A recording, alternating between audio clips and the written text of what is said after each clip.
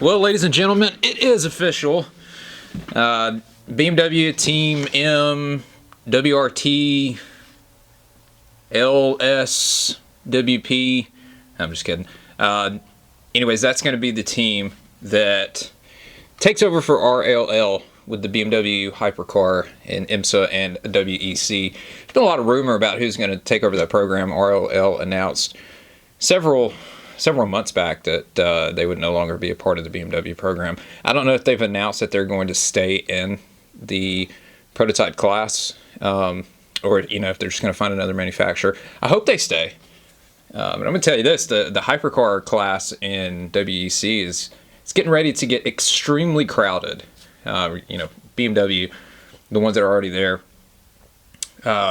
Peugeot, Alpine, Aston Martin, Porsche, which Porsche is still up in the air. Don't know exactly what's going to happen with that next year. Or they may have already announced it. I'm not really sure. The last I heard that they weren't really sure what was going to happen. And there's Hyundai's coming in and so on and so forth. So it's going to be Cadillac's already there. It's going to be a crowded field in the next couple of years. Ford's coming in. So really exciting stuff. There's also been some rumor as to what Lamborghini's going to do in IMSA. The program that they're with, they've already announced that they're going to cease. It's not going to be around in 2026, but now there's some rumors circulating that maybe Lamborghini will come back. No, it's going to be interesting to see. But I do want to say this about WEC. Alpine got the win in Fuji this weekend, which is just awesome, man. I love seeing teams that don't typically run up front, and Alpine is not. The past couple of years, they've been out to lunch. They've been getting their butts kicked by basically everyone, and so they showed up this weekend. They played some strategy. I think, honestly, from what I saw, Cadillac and Peugeot, trying to say it like an English person, I'm not. So let's just say Peugeot had the best two cars this weekend, and Peugeot ended up finishing second. It was a really good result for them because they're typically mediocre as well, but Alpine got the W. And so they played a strategy call, taking two tires on a pit stop right before full course caution came out. And so really cool. They were racing in Fuji. And I love Fuji. I love that track. It's kind of a shorter track than what they typically run, and I think that helped with some of the teams as well. Aston was looking really good before the lead car crashed. I think it was the 007 Aston, if I'm not mistaken. They had a silly accident, took them out. But cool stuff. If you don't watch endurance racing, you should, because it's one of the last legitimate forms of racing left on the planet. Everything else is moving towards the gimmicky, side of things, trying to keep people's attention because everyone nowadays has a cell phone in their face and they have the attention span of a goldfish for the most part. Not everyone, but for the most part. So anyways, if you enjoy listening to me ramble about motorsports, cars, anything else I feel like talking about, make sure to like, subscribe, leave a comment, turn on notifications. If you're interested in diecast cars, t-shirts, hats, auto parts, anything, check out our eBay. The link is in the description. Follow me on Facebook and X. Facebook, I post motorsports content all day, every day. And I post motorsports content on X as well, but we also get into other things. But both those links are in the description, so check them out. Without further ado, let's get into the rest of the video.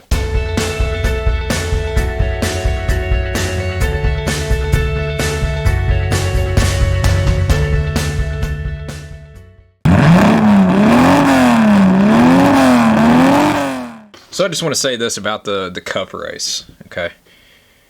I got hammered online earlier by a couple of people because I said that the finish to the race in Kansas was stupid. And of course, because Chase Elliott won, everyone's claiming that it's like one of the best finishes of all time. Just full on letting their bias come out. But I have a different opinion. And my opinion is based on the fact that the car that NASCAR uses is awful. So you can't get... If you go on NASCAR's X account and you look at all the posts that they made, virtually every post that's a highlight is a lap or two after a restart where everyone's still bunched up. Because once the cars get spread out, it's pretty boring. I mean, they can't race one another. It's no different than any other next gen race. And so virtually every highlight is right after restart. Now the finish was a similar deal. So they had, and I don't remember exactly what happened, an accident. I don't remember if that was one where Zane Smith flipped over, but anyways, it doesn't matter. They had a restart towards the end, so they had overtime. And because of the overtime finished, everyone was bunched up. And they went to the last corner. Denny Hamlin lost the nose. And that's another thing. Everyone's saying that he just drove Bubba into the wall. If you watch the replay, it's what always happens with the next gen. When you're next to someone, when you're following someone, you get that arrow wake across the front of the car. He lost the nose, and he went up the track. He hit Bubba and knocked Bubba in the wall. I don't know why anyone would be upset about that anyways, but that's what happened. As that was happening, Chase Elliott shot the gap on the bottom, knocked Denny out of the way, won the race. Now, just from a pure entertainment perspective, yes, it was a good finish. But from a pure race perspective, from a purist, I'm not calling myself one, but I'm saying if you're watching it as someone who's into legitimate racing, it was gimmicky. Because this is the way that I look at NASCAR races nowadays with stages. Stage breaks interrupt the natural flow and progression of a race. Therefore, anything that happens after a stage break is a direct result of the stage break. Okay? Because had there not been any stage breaks, would we have had all those cautions for accidents at the end? I don't think so. I mean, I could be wrong. It could have happened. But they wouldn't have been bunched up like they were prior to that. Or they wouldn't have been bunched up like they were on restarts. So, stage breaks are a gimmick. Okay? I think the official reasoning that they were put in place was to have more ad breaks. But it's also an entertainment tool because we get to have a restart. And per NASCAR, and according to NASCAR, and because of the garbage car that they have, most of these races are only entertaining 2-3 laps after a restart. Once they get spread out, you can forget about it. It's not good. So you can imagine that everyone in that production truck or in the tower, what have you, when that accident happened towards the end of the race and it set up overtime, they were licking their chops. Man, we're going to have an exciting finish. We've had 3 weeks of awful ratings. Now we're going to have an exciting finish, and Chase Elliott, the most popular driver in the sport, wins. Home run. The problem is that none of the issues have been resolved. They are still blatantly obvious. Okay, yes, from just pure entertainment, from a pure entertainment perspective, it was exciting, but it's not racing. It is, a lot of people like to say that it's a WWE on wheels. It's not. It's more like the Jerry Springer show on wheels. Okay, it's just, it's not real. It's not real. I mean, that's all you can say about it. It's just not real. It's fake, it's artificial, it's gimmicky. And it's funny, I've been listening to Eric Bischoff's podcast for the past month or so. If you're not familiar with him, he used to be he ran the WCW back in the day, which was World Championship Wrestling. I used to watch it all the time when I was a kid. I haven't watched professional wrestling in 100 years, but I used to watch it when I was a kid. And, WCW went away in, 2001, I think it was. And he did some other things, but on his podcast, he gives you an insight into the TV business in relation to wrestling. And if you listen to it, you can draw a correlation. You can find a correlation between that business from a TV perspective, and NASCAR. Okay, because NASCAR has drifted so far away from being an actual sport anymore. It's sports entertainment. Steve Phelps he's admitted that publicly. He stated that he didn't directly say it's not a sport anymore, it's entertainment, but that's essentially what he said. It's sports entertainment. Or in this case, motorsports entertainment. But you can listen to what someone like Eric says, or anyone really that's been in that position. And, in their case, they answered to advertisers, okay? They were owned by Ted Turner and Turner Broadcasting. Okay, but they had to answer to the advertisers. And it's a similar situation now with NASCAR.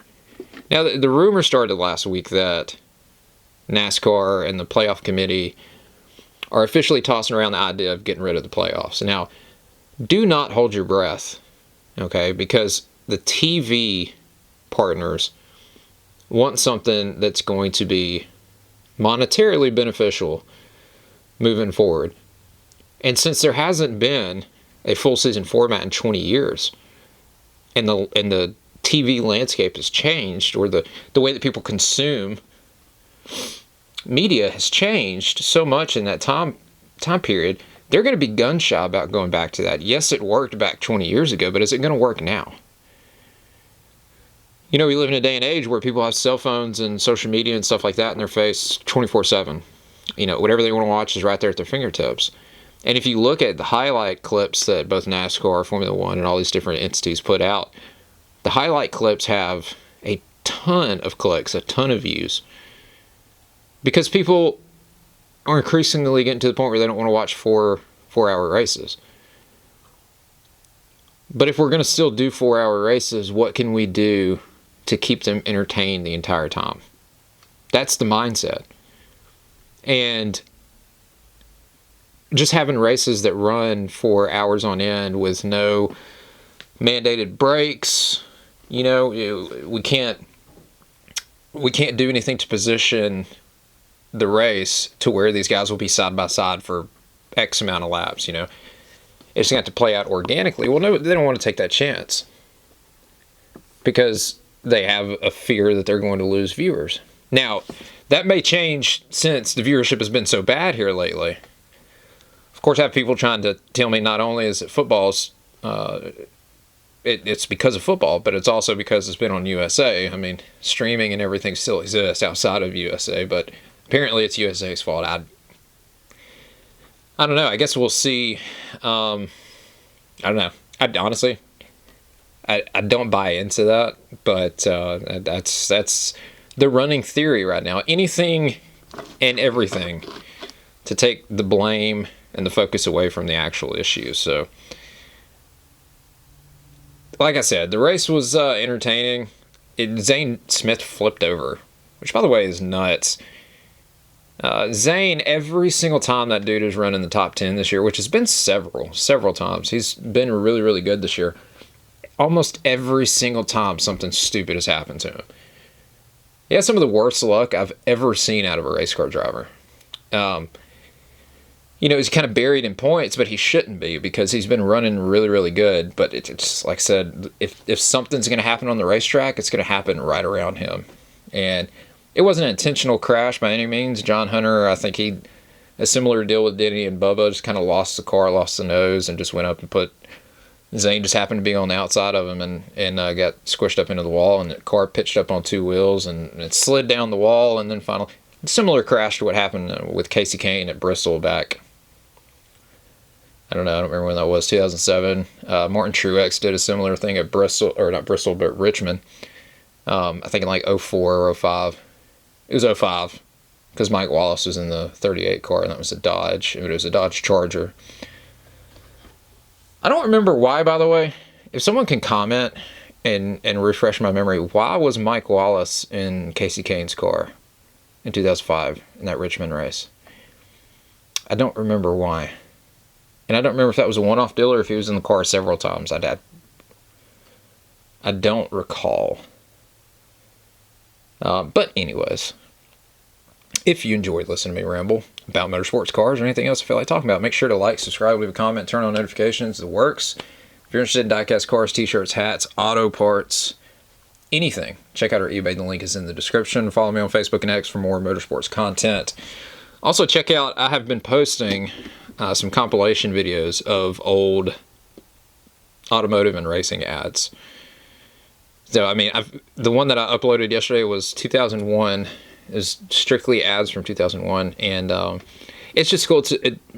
It's a nostalgia trip, you know, especially for me. I used to watch, you know, races and stuff back in the day, so all those ads, I remember like it was yesterday. Some of them annoyed the crap out of me because it would be like every commercial break, it'd be the same stupid Pennzoil commercial or Pep Boys commercial. There was a, I can't remember the website, maybe cars.com, where these two guys would walk out into like this white room and there would be cars sitting everywhere. And he would start saying like some of the features that he wanted in his new car. And the cars would like fall through the ground and then new ones would flip up, you know, and then he could just walk through and make his decision. That one was so annoying. Because I mean, it was literally every commercial break. But I did see some cool ones that I haven't seen in a long time, and I made a short of one. Go back and watch that. Casey Atwood, it's 2001, Mountain Dew commercial, where the crew jumps over the wall, and they run out like they're going to service the car. But then they run past the car because there's Mountain Dew sitting on the pit wall. They run over there and pick them up, and Casey's like, I better not do this on Sunday. Good stuff, man. Iconic ads. Stuff that we don't have anymore. You know, when I watch live events or whatever and have to sit through commercial breaks, the commercial breaks that we have now, they're woke to no end. It's like I saw a commercial the other day. It was a family. I think it was some sort of drug commercial, and it was a mixed race family, and it was like the mother was Asian, the dad was white, the kid was black. So I'm assuming they adopted the kid because it didn't come from either one of them. You know, so like if you're gonna make stuff, I know the woke ideology is like a mind virus and it's not going anywhere anytime soon. But if you're going to make ads that have that kind of stuff in there, could you like make it not so blatantly obvious that that's what you're doing, or at least make it to where it makes sense and we don't have to think, okay, well that's an Asian chick. It's a white dude, it's a black kid. Where'd that kid come from? Did they adopt it? Is it someone's nephew, niece? You know, maybe the brother or sister died, and so now you have custody. You shouldn't have to do that much thinking in an ad. And when it gets to the point where normal people notice it, you've got a problem. Because it's taken away from the product that you're selling, obviously. I don't even remember what the product was. It's like there used to be this this old adage that like if people are talking about it, good, bad, or indifferent, you know, it's good for business. Well, yeah, but you have to remember what you still have a product to sell. And I'm thinking about it and talking about it, but I couldn't tell you for the life of me what the actual product was. No clue. Cannot remember. So it defeats the whole purpose. You know, I'm not saying that a commercial has to win awards for its production value, but what I'm saying is that you just have to do a better job. That's what I'm saying. I'm going to get on a soapbox and I'm going to get on a rant. So to keep from doing that, I'm just going to cut the video off. I will see you guys and gals later. Thanks for watching. Y'all have a good day. See ya. Peace.